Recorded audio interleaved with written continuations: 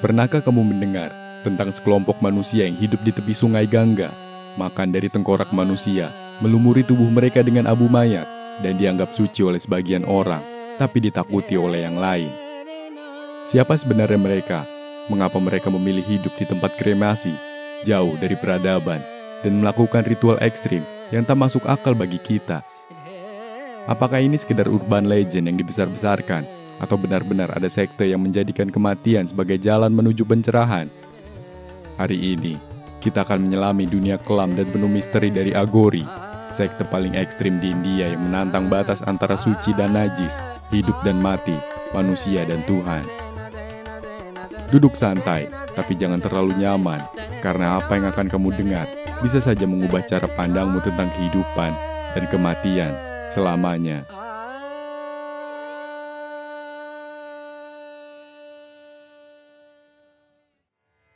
Bayangkan ada sekelompok manusia yang sengaja menjauh dari norma masyarakat, hidup di antara kematian, bermeditasi di tempat kremasi, dan melakukan hal-hal yang bagi kita terdengar seperti gila. Mereka bukan penjahat, mereka bukan sekedar orang aneh, mereka adalah Aghori. Aghori adalah sekte mistik yang berasal dari India, bagian dari tradisi Hindu yang sangat tua dan dalam, khususnya yang berakar dari pemujaan terhadap Dewa Siwa. Tapi jangan salah, Aghori bukan sekedar sadhu biasa. Mereka adalah penganut Siwa dalam wujud yang paling ekstrim, Bhairava, sang perusak, sang penguasa waktu dan kematian. Sekte ini dipercaya muncul sekitar abad ke-14 hingga 17 sebagai cabang radikal dari aliran Kapalika, kelompok pemuja Siwa kuno yang sudah lebih dulu melakukan praktik-praktik spiritual yang tak lazim. Para Aghori percaya bahwa dengan menghadap hal-hal yang paling kotor dan paling ditakuti oleh manusia, seperti kematian, mayat, darah, bahkan kotoran, mereka bisa mencapai moksa atau kebebasan spiritual sejati. Bagi Aghori, tidak ada yang najis, semua adalah bentuk dari Tuhan. Mereka mematahkan semua batas sosial, tidak hanya demi pemberontakan, tapi sebagai bentuk spiritual paling tinggi. Dalam pandangan mereka, jika Tuhan hadir dalam segalanya, maka tidak ada satupun yang patut dijijikan, termasuk bangkai, termasuk kuburan, termasuk dosa. Aghori juga menolak konsep dualitas, suci dan najis, baik dan jahat, indah dan menjijikan. Bagi mereka, semua itu adalah ilusi duniawi. Mereka hidup dalam kondisi ekstrim bukan untuk menarik perhatian, tapi untuk menghancurkan ego, membunuh rasa takut, dan bersatu dalam Siwa.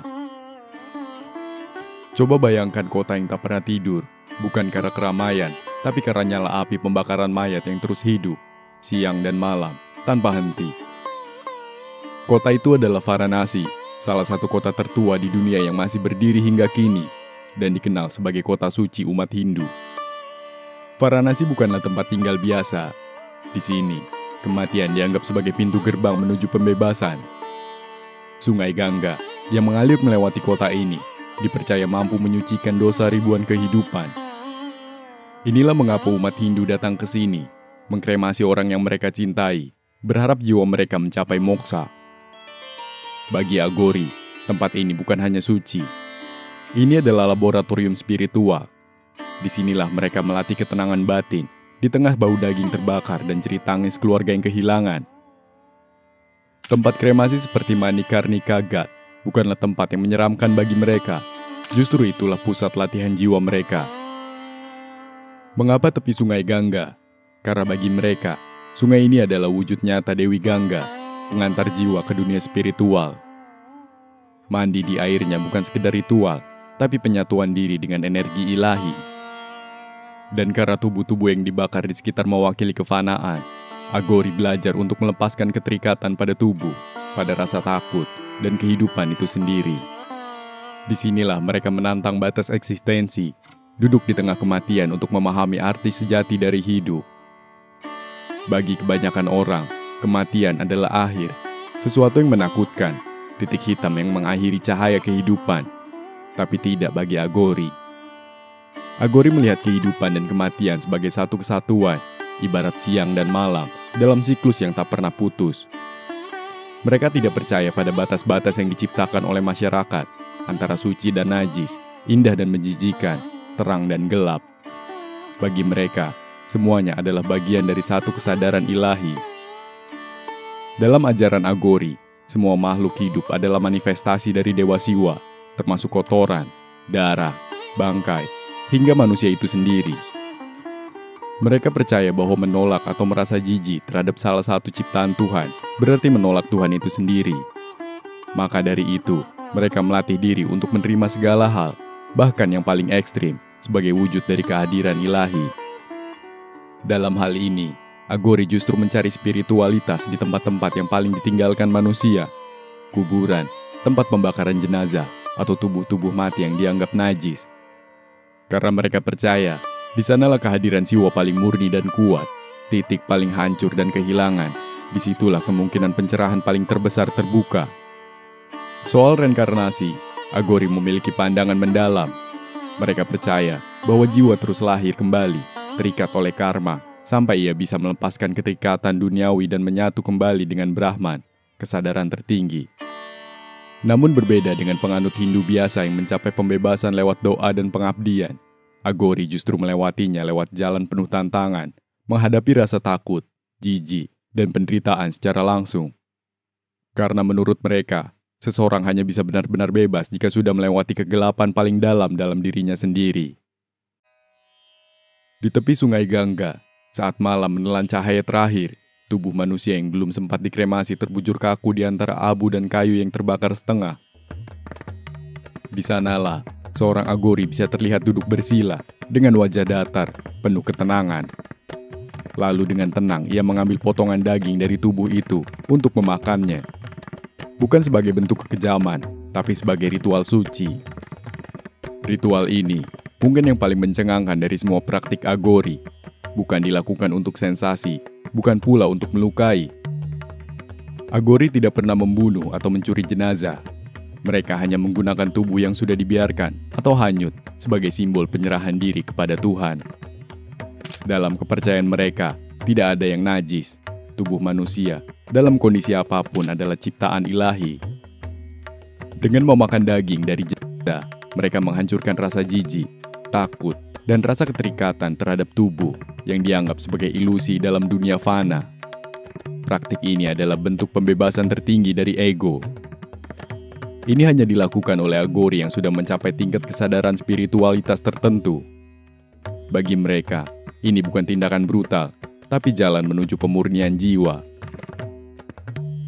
Ketika kamu melihat Agori, hal yang pertama mencolok adalah tubuh mereka yang dilumuri abu putih keabu-abuan. Tapi ini bukan abu biasa.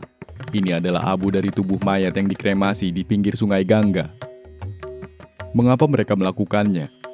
Dalam spiritualitas Agori, abu adalah simbol akhir dari semua hal, benda mati, tubuh manusia, ego, bahkan kehidupan itu sendiri. Abu mewakili kefanaan, dan dengan melumurinya ke seluruh tubuh, Agori menyatakan bahwa mereka telah mati bagi dunia dan hidup hanya untuk kebenaran spiritual. Melumuri tubuh dengan abu mayat bukan hanya praktik simbolik. Ini juga bentuk meditasi fisik, di mana mereka menghancurkan semua rasa malu, jijik, dan ketakutan terhadap tubuh yang sudah mati.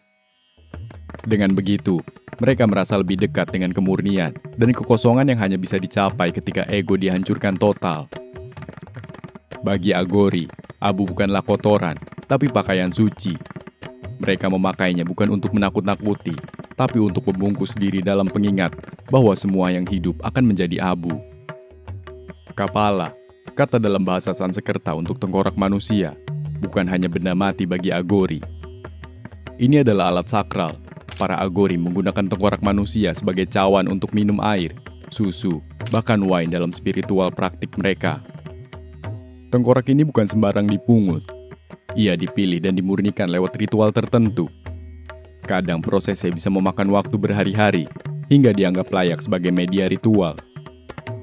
Dalam beberapa praktik, kapala digunakan dalam upacara pemujaan bayi Rafa, aspek murka dari Dewa Siwa. Mengapa tengkorak? Karena dalam kepala manusia tersimpan kesadaran tertinggi. Saat seseorang mati, kesadarannya meninggalkan tubuh, namun wadahnya, tengkorak, masih menyimpan simbol spiritual.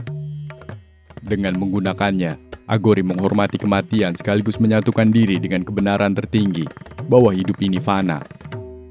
Lebih dari sekedar alat makan, Kapala adalah jembatan spiritual, simbol bahwa mereka telah menaklukkan ketakutan terbesar manusia, yaitu kematian itu sendiri. Bhairava adalah aspek ganas dari Dewa Siwa, penguasa kematian, waktu, dan kehancuran. Dalam rupa ini, Siwa tak lagi tenang, tapi sepenuhnya energi liar, membawa senjata, mengguncang dunia memusnahkan ego dan ilusi. Inilah bentuk yang dipilih Agori untuk disembah. Karena Agori percaya bahwa kebebasan sejati atau moksa hanya bisa dicapai dengan menghancurkan semua bentuk keterikatan, termasuk rasa takut, rasa jijik, dan kelekatan terhadap dunia material. Dan Bhairava adalah simbol kekuatan destruktif yang menghancurkan batas ilusi, membuka jalan menuju kesadaran tertinggi. Dalam Bhairava, mereka melihat wajah Tuhan yang paling jujur, bukan yang menyenangkan, tapi yang mengguncang. Karena dalam hidup, pencerahan sejati seringkali datang bukan dari kenyamanan, tapi dari konfrontasi dengan ketakutan terdalam.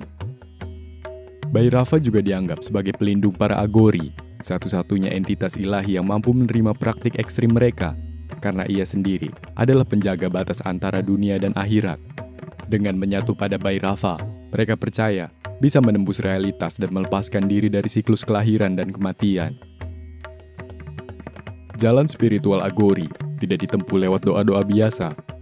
Mereka menjalani sadhana, praktik spiritual yang berat dan sunyi, dilakukan di tempat kremasi, tengah malam, kadang dalam kondisi yang ekstrim secara fisik dan mental. Meditasi mereka tidak berfokus pada kediaman, tapi pada penerimaan mutlak terhadap kegelapan. Duduk di samping tubuh mati, menghirup bau pembakaran, atau memandangi mata kosong tengkorak bukanlah hal yang menyeramkan bagi mereka, tapi adalah latihan batin untuk menaklukkan diri sendiri. Agori menggunakan mantra-mantra tantrik, terutama yang ditunjukkan untuk memanggil energi Bhairava atau Mahakali. Mantra ini biasanya disuarakan dalam nada rendah dan bergetar, diulang-ulang hingga pikiran mereka larut dalam kesadaran ilahi. Itulah Agori. Dan setiap detail dalam penampilan mereka bukanlah tanpa alasan. Rambut mereka dibiarkan panjang, kusut, gimbal tanpa perawatan. Bagi dunia, ini mungkin terlihat jorok, tapi bagi Agori, ini adalah bentuk pemberontakan terhadap ego dan ketertarikan pada tubuh fisik. Mereka tidak peduli pada penampilan, karena melepaskan diri dari ilusi sosial tentang cantik dan rapi. Dalam mitologi Hindu, Dewa Siwa sendiri digambarkan berambut gimbal sebagai tanda kekuatan spiritual tak terbendung. Dengan meniru wujud ini, Agori tidak sekedar menunjukkan kesetiaan, mereka menyatukan diri dengan aspek ketuhanan itu. Abu kremasi yang melapisi tubuh mereka bukanlah aksesoris, itu adalah jubah spiritual. Mereka melumuri diri dengan abu dari jenazah yang dibakar sebagai bentuk pengingat abadi bahwa segala sesuatu akan berakhir menjadi debu, termasuk tubuh mereka sendiri. Abu itu bukan kotoran bagi mereka, ia adalah simbol kekosongan, penegas bahwa semua yang material bersifat sementara. Setiap lapisan abu adalah meditasi diam, menempel di kulit, sebagai pelindung dari ilusi dunia. Agori seringkali tidak mengenakan pakaian sama sekali, atau hanya menutup bagian tertentu tubuh mereka dengan kain lusuh. Ini bukan sekedar aksi ekstrim, ini adalah pernyataan. Mereka percaya bahwa pakaian adalah simbol keterikatan, status, dan identitas sosial, semua yang mengikat manusia pada ilusi.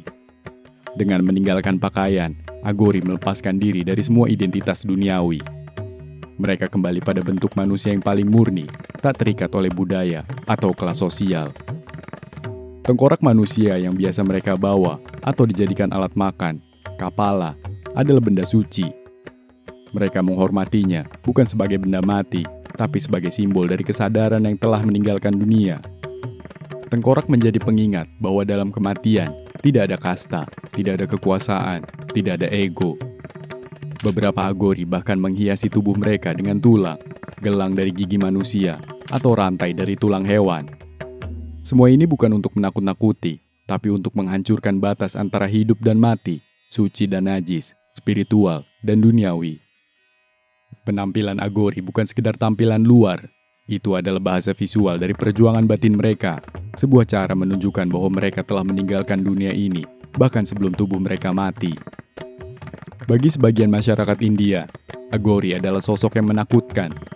Penampilan mereka nyaris telanjang, tubuh penuh abu mayat, dan sering terlihat duduk di samping jenazah, membuat banyak orang menghindar.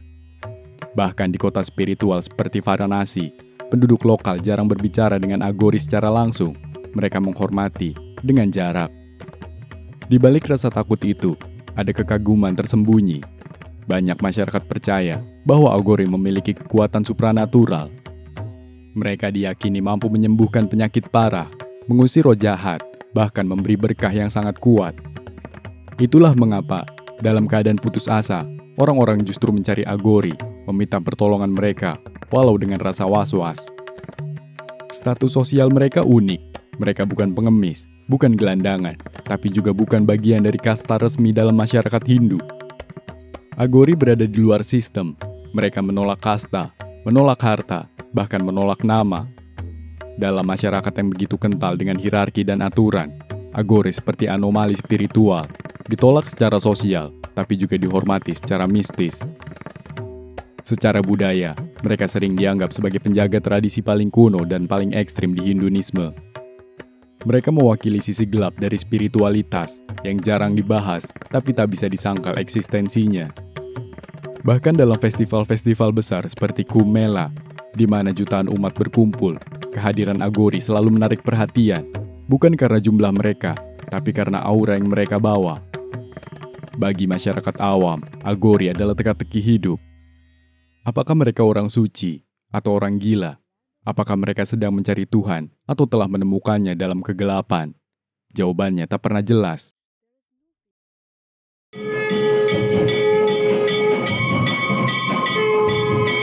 Ketika kamu mendengar nama Aghori, apa yang langsung terlintas di pikiran?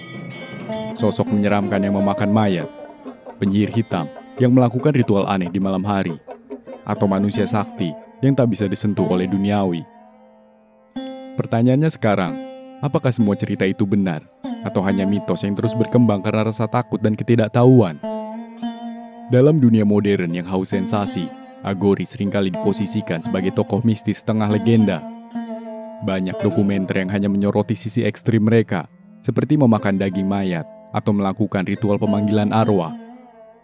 Sementara itu, berbagai saluran YouTube atau artikel viral memperparahnya dengan narasi horor, menambahkan bumbu-bumbu supranatural yang belum tentu akurat. Faktanya, tidak semua Aghori melakukan praktik ekstrim.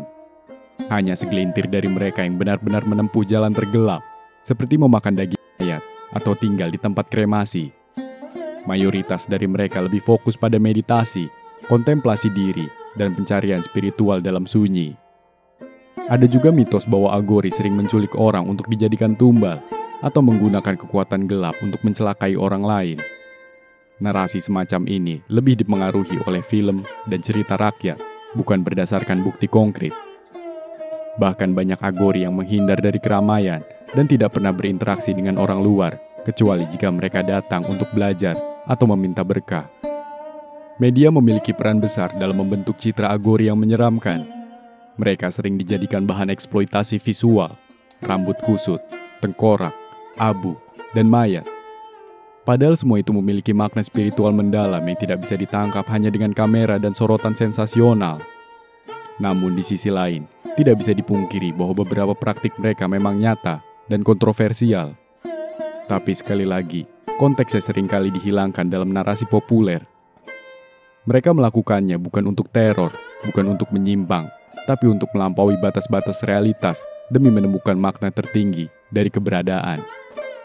Jadi, apakah semua cerita tentang Aghori benar? Tidak sepenuhnya, tapi apakah mereka sepenuhnya mitos? Juga tidak. Aghori adalah kenyataan, tapi realitas mereka jauh lebih rumit, lebih dalam, dan lebih spiritual daripada sekedar cerita menyeramkan. Setelah menyelami sisi gelap, misterius, dan penuh pertanyaan dari sekte Aghori, kita bisa menyimpulkan satu hal.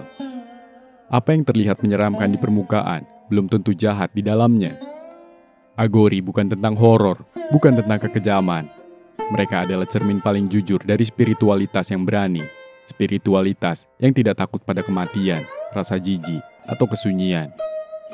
Mereka hidup di pinggir dunia, tapi tujuan mereka bukan untuk menghindar dari kehidupan. Justru mereka masuk ke dalamnya lebih dalam dari siapapun, menantang ilusi, membakar ego, menaklukkan ketakutan dengan cara yang tak lazim. Jika kamu menikmati video ini dan merasa mendapatkan sudut pandang baru tentang spiritualitas dan budaya India yang mungkin belum pernah kamu dengar sebelumnya, jangan lupa untuk like, share, dan subscribe ke channel ini. Itu sangat berarti untuk terus menghadirkan konten-konten mendalam dan berkualitas. Terima kasih sudah menonton hingga akhir. Sampai jumpa di video selanjutnya.